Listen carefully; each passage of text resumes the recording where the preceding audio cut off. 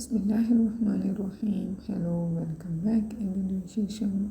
അപ്പോൾ ഇന്ന് ഞാൻ എൻ്റെ വ്ളോഗ്സിൽ എൻ്റെ ചെറുതായിട്ടുള്ളൊരു ഷോപ്പിംഗ് അല്ല ചെയ്തിട്ടുള്ളത്. ഷോപ്പിംഗ് മാളിൽ പോയിട്ട് നമ്മൾ ചെറുതായിട്ടൊരു ഫൺ ഗെയിമൊക്കെ കളിച്ചിട്ടുണ്ടായിരുന്നു. ഫണ്ണായിട്ടൊരു ഡേ ആണ് ഞാൻ ഇന്ന് ആസ്വദിച്ചിട്ടുള്ളത്. അപ്പോൾ അത് ഞാൻ നിങ്ങളുമായിട്ടൊന്ന് ഷെയർ ആക്കുന്നതേ ഉള്ളൂ. അപ്പോൾ നിങ്ങൾക്ക് എൻ്റെ വീഡിയോസ് ഇഷ്ടമാണെന്നുണ്ടെങ്കിൽ സബ്സ്ക്രൈബ് ആക്കാനും ലൈക്ക് ആക്കാനും ഒന്ന് സപ്പോർട്ടാക്കാനും കുറച്ച് പോലും കഞ്ഞൂസ് കാണിക്കല്ലേ എൻ്റെ കൂട്ടുകാരെ. അങ്ങനെ തന്നെ ഞങ്ങൾ ഷോപ്പിംഗ് മാളിൽ പോയിട്ട് ഇവിടെ കർണാടകയിൽ ദസറ ലീവാണ്. അപ്പോൾ ആ വെക്കേഷൻ തീരാറായിട്ടുണ്ട്. അപ്പോൾ അവർ സ്റ്റാർട്ടിങ് തൊട്ടേ പറഞ്ഞിട്ടുള്ളത് ഇവിടെ പോയിട്ട് ഈ ഫണ്ണ് കളിക്കണമെന്നില്ലിട്ട്, ഇവിടെ പോയിട്ട് ഇതിൻ്റെ ഉള്ളിൽ പോയിട്ട് കളിക്കുന്ന ഫൺ ഗെയിംസൊക്കെ ഇല്ലേ, അതിലാണ് കേട്ടോ അവർക്ക് ഭയങ്കര ഇൻട്രസ്റ്റ്.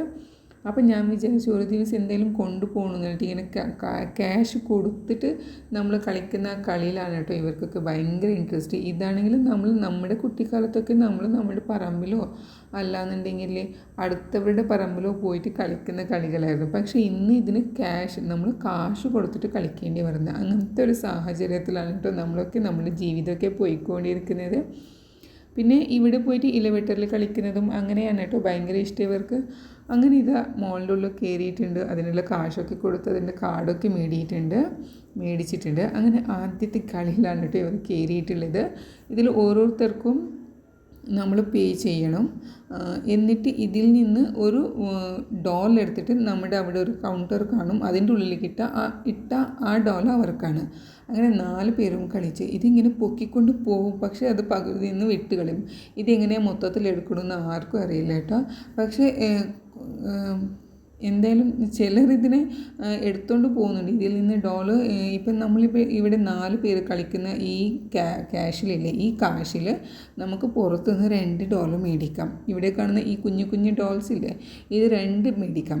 എന്നാലും ഇവർക്ക് ഇൻട്രസ്റ്റ് ഇങ്ങനെ കാശ് കളഞ്ഞിട്ട് നമുക്കൊരു ആസ്വദിക്കുന്ന അതിലോണായിട്ട് ഭയങ്കര ഇൻട്രസ്റ്റ്. ഇപ്പോഴത്തെ കുട്ടികളുടെ ഒരു മണ്ടത്തരങ്ങളെ.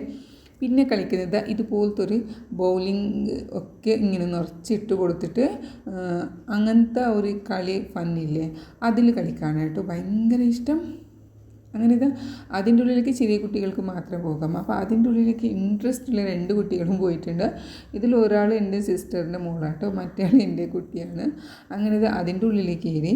ഇതിൻ്റെ ഇവിടെ ഹോളുണ്ട് കേട്ടോ, ഈ ബോക്സൊക്കെ ഇട്ടിട്ടുള്ള. എന്നിട്ട് ഈ ഹോളിലൂടെ കയറിയിട്ട് അവിടെ ഏലിയന് ഒക്കെ ഇറങ്ങി വരുന്ന ആ ഒരു മെഷീനില്ലേ, അതുപോലത്തെ ഇതിൽ പോയിട്ട് ഈ ബോൾസൊക്കെ സ്റ്റോർ ആവും. എന്നിട്ട് അതിൽ നിന്ന് ആ ബോൾസൊക്കെ ഒന്നിച്ചിട്ട് താഴെ വീഴും. അപ്പോൾ ഇവിടെയുള്ള കുട്ടികൾക്കൊക്കെ ഭയങ്കര ഹറാണ്. അതും ഒരു ഫണ്ണാണ്. എന്ത് ഫണ്ണാണെന്ന് എനിക്കറിയില്ല, പക്ഷെ അതും കൂടി ഒരു ഫണ്ണാണ് കേട്ടോ. എന്നിട്ട് അവിടെ അപ്പർ സൈഡ് ഉള്ളത് എന്താണെന്നറിയോ, ഈ നമ്മുടെ കോൺക്രീറ്റൊക്കെ ഇടുന്ന ആ ജെല്ലി പോലത്തെ കുഞ്ഞു കല്ലുകൾ എന്നാൽ മേലത്തൊന്നും വേദന ഒന്നും ഉണ്ടാവില്ല, അതിൽ കളിക്കാനാണ്. പിന്നെ മറ്റേ ആൾക്കാണെങ്കിലോ ഇതുപോലത്തെ ഈ സ്കൂട്ടറിൽ ഈ ബൈക്കിൽ ഇങ്ങനത്തേലൊക്കെ പോയി കളിക്കാണ്. ഇത് എല്ലാ ആൺമക്കൾക്കും ഉള്ളതാണ്. പിന്നെ എന്താ കളി എന്ന് വെച്ചാൽ ഇങ്ങനെ ത്രോ ബാൾ എറിഞ്ഞ് കളിക്കുക. ഇത് നമ്മൾ സ്കൂളിൽ ഇത്രയും കളിക്കുന്നില്ലേ, എന്നാലും അത് പോരാഞ്ഞിട്ട് നമ്മളിങ്ങനെ കാശ് കൊടുത്ത് കളിക്കണം.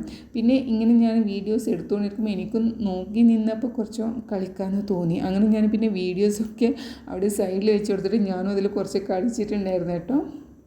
എല്ലാവരും പറയുമ്പോൾ നമുക്ക് കളിക്കുമ്പോൾ മനസ്സിലാവും ആ കളിക്കുന്നതിൻ്റെ ഹരം എന്താണെന്ന്. അതിനാണ് പറയുന്നത് എല്ലാം കൊണ്ട് തന്നെ മനസ്സിലാക്കണമെന്ന് അല്ലേ. അങ്ങനെ പിന്നെ കളിച്ചിട്ടുള്ളത് ഫയർ വാട്ടറാണ്. അതിലാണെങ്കിൽ കുറച്ചും കൂടി എന്തും തോന്നില്ല, പക്ഷെ കളിക്കാം, അത്രയേ ഉള്ളൂ. പിന്നെ കളി എന്ന് പറഞ്ഞാൽ ഇതാണ് കേട്ടോ, ഒരിക്കൽ പോലും ഡ്രൈവിങ് തൊടാത്ത ആൾക്കാർ വന്നിട്ട് ഇവിടെ അതിന് എന്ത് ചെയ്യണമെന്ന് പോലും അറിയാതെ അതിൽ വീല് പിടിച്ചപ്പോൾ തന്നെ അതിങ്ങനെ റൗണ്ട് ഇട്ട് കളിക്കുക. അപ്പോൾ നല്ലോണം മനസ്സും വയറും ഒക്കെ നമ്മൾ തുറന്ന് ചിരിക്കാൻ വേണ്ടത്. അങ്ങനെ ചിരിച്ചിട്ടുള്ള ഒരു ഫണ്ണാണ് കേട്ടോ ഇവിടെ. കാരണം ഒരിക്കൽ പോലും സ്റ്റിയറിങ്ങിന് തൊട്ടിട്ടേ ഉണ്ടാവില്ല. അങ്ങനത്തെ ആൾക്കാർ കളിക്കുമ്പോൾ അത് തൊട്ടപ്പാടനെ റൗണ്ടാവുക, അല്ലാന്നുണ്ടെങ്കിൽ എവിടേക്കോ പോയി കുത്തി കളിക്കുക. അപ്പോൾ അതിലാണെങ്കിൽ റിയൽ ഫണ്ണുണ്ട് കേട്ടോ. അപ്പോൾ ഇവിടെയാണ് കാശ് കൊടുത്താലും നമുക്ക് ഒരു വിഷമം തോന്നാത്തൊരു കളിയെന്ന് എനിക്ക് തോന്നിയത്. അങ്ങനെ അവിടെയൊക്കെ കളിച്ച് തീർന്നിട്ട് ജസ്റ്റ് അവിടെ നിന്നുള്ള മോളിൽ തന്നെയുള്ള ഒരു സൂപ്പർ മാർക്കറ്റിൽ കയറിയിട്ടുണ്ട്. പക്ഷേ ഇവിടെ നിന്നൊന്നും അധികം എടുക്കാൻ പറ്റില്ല, ഭയങ്കര വിലയാണ് കേട്ടോ. അപ്പോൾ അത്രയും വില കൊടുത്തിട്ടൊന്നും എടുക്കുന്ന പോലത്തെ സാഹചര്യങ്ങളിൽ ഞങ്ങളില്ല.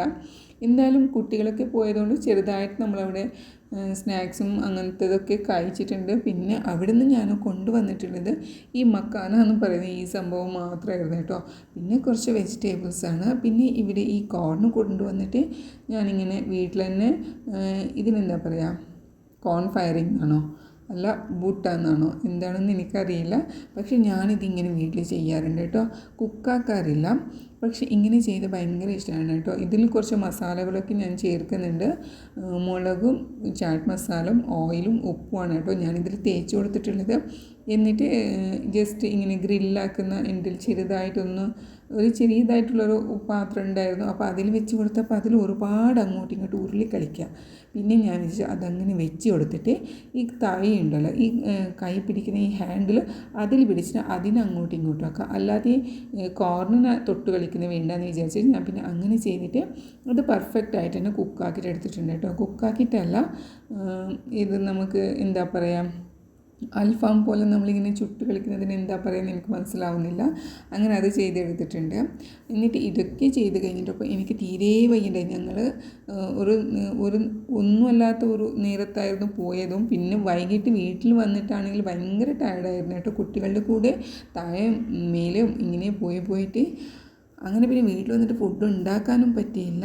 അങ്ങനെ പിന്നെ ഞാൻ വിചാരിച്ചു തേങ്ങ ഉണ്ടായിരുന്നു, തേങ്ങയ്ക്കാണെങ്കിൽ ഭയങ്കര റേറ്റാണ്. അപ്പോൾ പിന്നെ തേങ്ങയും അവിലും കൂടിയിട്ട് പഴം ഉണ്ടായിരുന്നു. അപ്പോൾ ഇതെല്ലാം കൂടിയിട്ട് നമുക്കൊരു ചെറുതായിട്ടൊരു ഡിന്നർ കഴിച്ച് കളയാമെന്ന് വിചാരിച്ചിട്ട് ഞാൻ അങ്ങനെ തേങ്ങ ചിരകി വെച്ചിട്ടുണ്ടായിരുന്നു. പിന്നെ കൊണ്ടുവന്ന വെജിറ്റബിൾസൊക്കെ ഞാൻ ഫ്രിഡ്ജിൽ വെച്ച് കൊടുക്കാൻ പോവുക. ഇങ്ങനെ തന്നെ കവറിലിരുന്ന് അതിനെന്തായാലും ചെറുതായിട്ടൊരു കേട് വരും. അപ്പോൾ ഞാൻ വിചാരിച്ചു എല്ലാം എടുത്ത് വെക്കേണ്ട സ്ഥലത്തൊക്കെ വെച്ച് കളയാമെന്ന്. പിന്നെ ഞാൻ ഈ പൊട്ടാറ്റോ ഇല്ല, അത് ഞാൻ ഫ്രിഡ്ജിൽ വെക്കാറില്ല കേട്ടോ. അത് ഫ്രിഡ്ജിൽ വെച്ചാൽ പോയിസൺ ആവുമെന്ന് പറയും. പൊട്ടാറ്റോയും ഉള്ളിയും ഞാൻ ഫ്രിഡ്ജിൽ വെക്കാറില്ല, ബാക്കിയെല്ലാം ഞാൻ ഫ്രിഡ്ജിൽ വെച്ച് കൊടുക്കും. പിന്നെ അങ്ങനെ അധികം വെജിറ്റബിൾസ് ഒന്നും കൊണ്ടുവന്ന് ഞാൻ വീട്ടിലിങ്ങനെ സ്റ്റോർ ആക്കാറില്ല. നമുക്ക് ഒരു 3-4 ദിവസത്തേക്കുള്ള വെജിറ്റബിൾസ് ഞാൻ കൊണ്ടുവരാറുള്ളൂ. പിന്നെ നമുക്കിവിടെ അടുത്തല്ല, നമ്മൾ ഇന്ത്യൻസിന് അത്ര വലിയ പാടൊന്നുമില്ല എല്ലാം കൊണ്ടുവന്നിട്ട് സ്റ്റോർ ആക്കിയിട്ട് ഫ്രീസായിട്ടുള്ള ഐറ്റംസേ കഴിക്കണമെന്ന്. പക്ഷെ തേങ്ങ അതിപ്പോൾ ഇവിടെ ഇന്ത്യൻക്ക് ഭയങ്കര ക്ഷാമം വന്നിട്ടുണ്ട്, ഭയങ്കര വിലയാണ് കേട്ടോ. പൊന്നിന് എന്തുപോലെ വിലയേറുന്നത് അതുപോലെയാണ് ഈ തേങ്ങയ്ക്കും വിലയേറിക്കൊണ്ടിരിക്കുന്നത്. അപ്പോൾ എന്തായാലും കൊണ്ടുവന്ന് അതങ്ങനെ പുറത്ത് വെച്ച് അതും കേടാകും. ഇത് എന്തിൻ്റെ കേടാണെന്ന് മനസ്സിലാവുന്നില്ല. അതുകൊണ്ട് തന്നെ അതും ഞാനിങ്ങനെ ഫ്രീസാക്കിയിട്ട് വെക്കാറുണ്ട്. അത് ഫ്രീസാക്കാതെ വേറെ നിവൃത്തിയില്ല, അതുപോലെ ആയിട്ടുണ്ട്. അങ്ങനെ അതിൽ നിന്ന് കുറച്ച് മാത്രം തേങ്ങ എടുത്തിട്ടുണ്ട്. എന്നാൽ കയ്യിൽ 1-1.5 പിടി ഉണ്ടാവും, അത്രയും തേങ്ങ എടുത്തിട്ട് പിന്നെ നമുക്ക് മാത്രം കുറച്ച് ഇട്ട് കൊടുക്കുന്നുണ്ട്. ഞാൻ അധികം ഇട്ട് കൊടുക്കുന്നില്ല. ഞാനപ്പോൾ ശർക്കരയാണ് കേട്ടോ. ഒന്ന് കത്തി കൊണ്ട് ഇങ്ങനെ കുത്തി കീറി കൊടുത്തിട്ട് ജസ്റ്റ് ഒന്ന് മിക്സ് ആക്കുന്നുണ്ട്. എന്നിട്ട് കൈ കൊണ്ട് നല്ലോണം ഒന്ന് കുഴച്ചെടുക്കുന്നുണ്ട്. എന്നിട്ട് ഇതിലോട്ട് ഞാൻ 2 കൈപ്പിടി എന്ന് വെച്ചാൽ നല്ല നിറച്ച് എന്ന് വെച്ചാൽ ഒരു 4 കൈപ്പിടി ആയി കാണും. അപ്പോൾ അതുപോലെ അവിലും കൂടിയിട്ടിട്ട് നല്ലോണം ഒന്ന് കുഴച്ചെടുക്കുന്നുണ്ട്. എന്നിട്ട് പഴം കൂട്ടിയിട്ടാണ് കേട്ടോ ഇത് കഴിക്കാൻ പോകുന്നത്. അപ്പോൾ ഇവിടെ ഇതാ അവിൽ റെഡി, പുട്ട് റെഡി, കുറച്ച് എൻ്റെ കയ്യിൽ ലിച്ചി ഉണ്ടായിരുന്നു. ലിച്ചിയൊക്കെ കാലിയിട്ട് അത്രമാത്രം ബാക്കി ഉണ്ടായിരുന്നുള്ളൂ. അപ്പോൾ രാത്രിക്കത്തെ ഡിന്നർ ഇങ്ങനെയായിരുന്നു കേട്ടോ. പഴം കൂട്ടിയിട്ടാണ് നമ്മൾ കഴിച്ചിട്ടുണ്ടായിരുന്നത്. അപ്പോൾ എൻ്റെ വീഡിയോസൊക്കെ നിങ്ങൾക്ക് ഇഷ്ടമാവുകയാണെന്ന് വിചാരിക്കുന്നുണ്ട്. ഇഷ്ടമാവുകയാണെന്നുണ്ടെങ്കിൽ സബ്സ്ക്രൈബ് ആക്കുക, ലൈക്ക് ആക്കുക. എന്നാലേ എനിക്ക് മുന്നോട്ട് പോകാൻ ചെറുതായിട്ടൊരു ഹരയെങ്കിലും തോന്നിട്ടോ. ഞാൻ അത്ര വലിയ യൂട്യൂബറൊന്നും അല്ല, എന്നാലും നിങ്ങൾക്ക് ഇഷ്ടപ്പെട്ടെന്ന് വിചാരിക്കുന്നുണ്ട്. Thank you, take care, by.